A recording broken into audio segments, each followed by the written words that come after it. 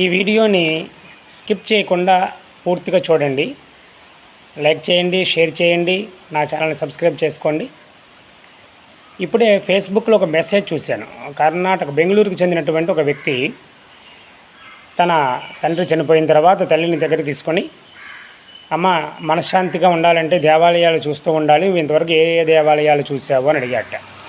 ఆ తల్లి చెప్పిన సమాధానం విని నివ్వెరపోయాడు ఆయన. ఆమె తన దరిదాపుల్లో ఉన్నటువంటి ఏ ఒక్క దేవాలయాన్ని ఆమె చూడలేదు.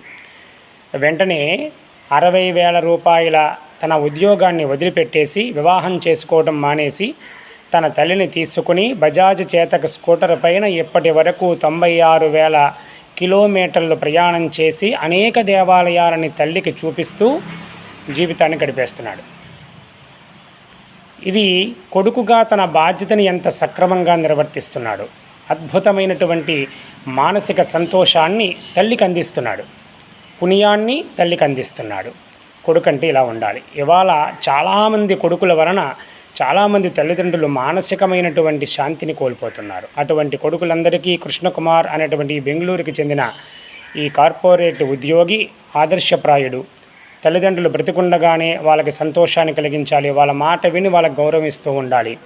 చనిపోయిన తర్వాత దొంగ ఏడుపులు ఏడ్చి శ్రాద్ధ కర్మల పేరుతో లక్షలు తగలేసే బదులు ఇలా చేస్తే చాలా బెటర్.